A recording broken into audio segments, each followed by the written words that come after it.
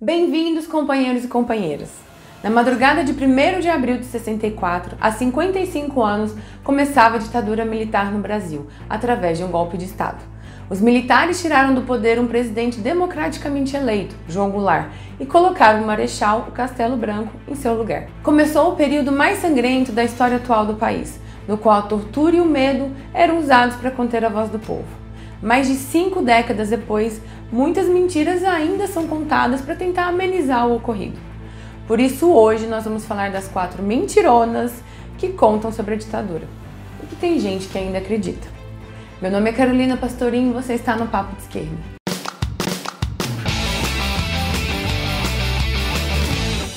Primeira mentira.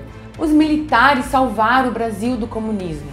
A ameaça comunista, vermelha, comedora de criancinhas e queria tomar a casa de todo mundo era um termo muito comum na Guerra Fria.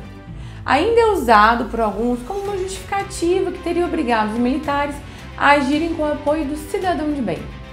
Essa ideia é totalmente errada. Em primeiro lugar, o comunismo só é uma ameaça para a elite dominante. Algumas dezenas de famílias que exploram grande parte do nosso país. Para nós trabalhadores, o comunismo é o acesso integral aos bens e riquezas produzidos por nós mesmos, tornando a sociedade mais justa e igualitária. Mesmo assim, nunca houve no Brasil a conjuntura para a tomada do poder pelos comunistas. Na época do golpe de 64, não havia um movimento de massas organizado e as relações oficiais com os países do bloco soviético eram bem pacatas. Ou seja, o Brasil estava longe da ameaça vermelha, mas os Estados Unidos queriam que todos acreditássemos nisso. Por último, aquilo que foi chamado de apoio popular eram simplesmente manifestações de coxinhas manipulados pela imprensa. Isso te lembra alguma coisa? Essa massa manipulada saiu às ruas após declarações do presidente João Goulart sobre uma suposta reforma agrária e o petróleo. Sim, a mesma riqueza que os golpistas entregaram em 2016. Mentira número 2. Só vagabundos e bandidos eram torturados. A repressão da ditadura contra o povo foi algo generalizado. Sofreu todo mundo. Camponês, operário, índio, professor, estudante, religioso, qualquer pessoa que não concordasse com a destruição e a corrupção dos militares. Até crianças. O livro Cativeiro Sem Fim, do jornalista Eduardo Reina, fala sobre o sequestro e sumiço dessas crianças e adolescentes durante a ditadura militar. Há inúmeros casos de pessoas do próprio regime que foram mortas, porque não concordavam com seus colegas militares. A primeira vítima oficial da ditadura, aliás, foi o tenente-coronel da Aeronáutica, Alfeu de Alcântara Monteiro, morto em 4 de abril de 1964 por um milico que foi colocado para comandar o seu quartel após o golpe. Lógico que o crime foi encoberto e o assassino não apenas inocentado, mas promovido a chefe de Estado-Maior alguns anos depois. Outro caso bem notório foi do diplomata José Jobim. Ele havia participado das negociações para a construção da Itaipu e disse que estava escrevendo sua autobiografia, na qual exporia a corrupção militar. Alguns dias depois dessa declaração, ele foi sequestrado, torturado e assassinado pelos militares em 1979. Como era de costume na época, forjaram o suicídio, o mesmo que aconteceu em 1975, do famoso suicídio do professor e jornalista Vladimir Herzog.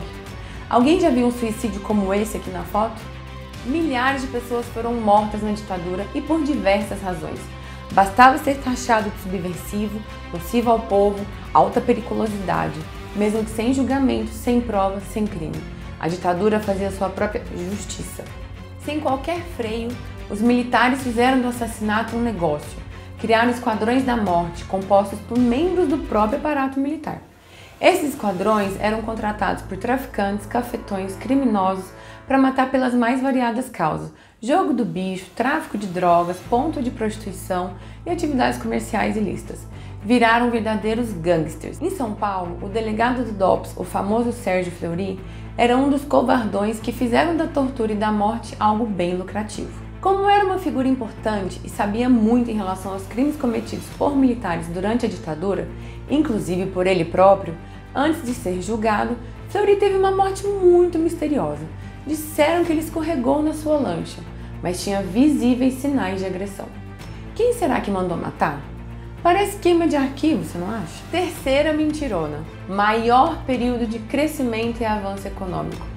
Algumas pessoas usam índices econômicos para tentar dizer que a ditadura valeu a pena, mas a realidade é completamente oposta. Quando estiveram no poder, os militares derrubaram o salário mínimo quase pela metade.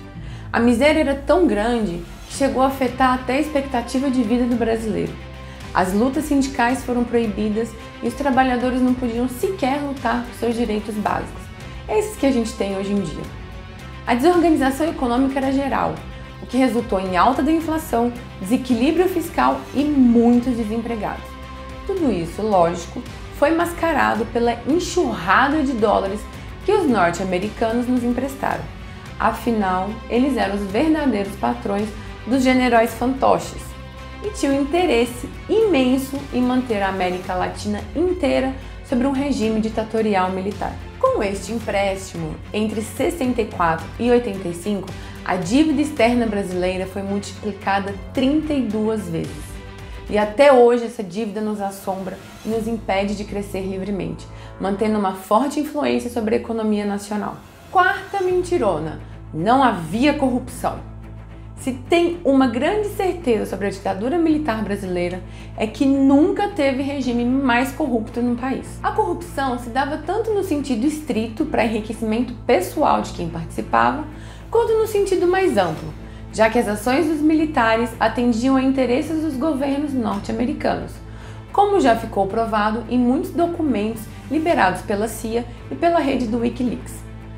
Paulo Maluf e Delfim Neto são alguns dos símbolos desse período, em que todos os negócios governamentais envolviam propina. Além disso, os militares do alto escalão tinham muitas mordomias, que fazem os cartões corporativos de Temer e Bolsonaro parecerem esmolas.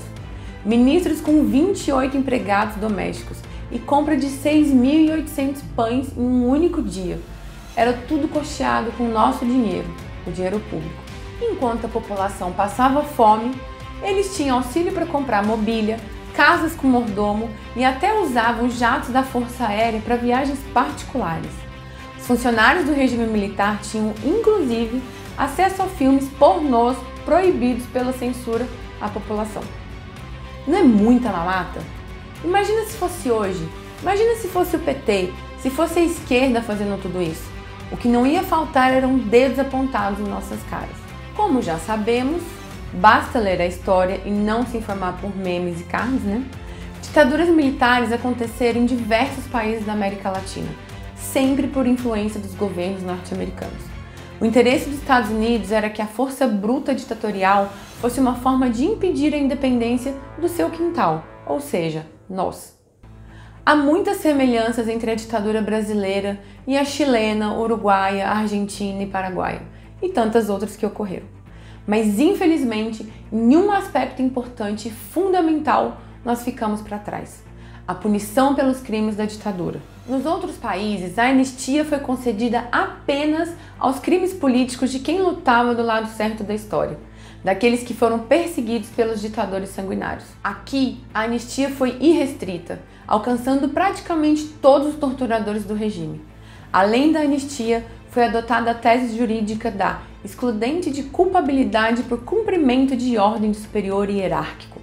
O que quer dizer, em palavras simples, que os homens que participavam ativamente dos crimes da ditadura, torturando milhares de pessoas, escondendo corpos, alterando documentos, não eram responsáveis pelos seus atos. Eles apenas seguiam ordens. Você acredita nisso? Eu não. Graças a esses absurdos, os assassinos e entusiastas deste triste e sombrio período da nossa história continuam entre nós. Não foram expostos e nem condenados. Hoje são policiais, juízes, empresários, políticos eleitos, agroindustriais e muitos outros que mantiveram suas mentiras a ponto de termos hoje um presidente eleito por fraude que defende abertamente tortura, torturadores e morte de inocentes. Ou alguém aqui não se lembra do episódio na Câmara dos Deputados em Brasília?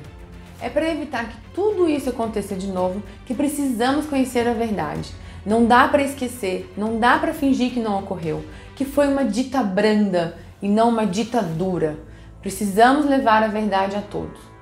No Brasil tivemos sim ditadura. Tivemos morte de inocentes e o desaparecimento de pessoas que simplesmente pensavam diferente. Tivemos famílias destruídas que procuram até hoje pelos corpos de seus queridos. Tivemos prejuízos financeiros, políticos, sociais e pessoais. Não dá para esquecer. Na descrição desse vídeo temos uma série de links que denunciam a ditadura, com filmes, livros, depoimentos judiciais, entrevistas e artigos. Não falta informação que mostre a verdade. Ditadura nunca mais. Curta, compartilhe esse vídeo, principalmente para que ele chegue até aqueles que não acreditam no que rolou de verdade e continuam espalhando mentiras por aí. Deixe seu comentário com outros fatos marcantes que você conheça. Vamos manter os olhos do povo bem abertos. Ditadura é coisa séria. Ditadura não se comemora. Ditadura nunca mais.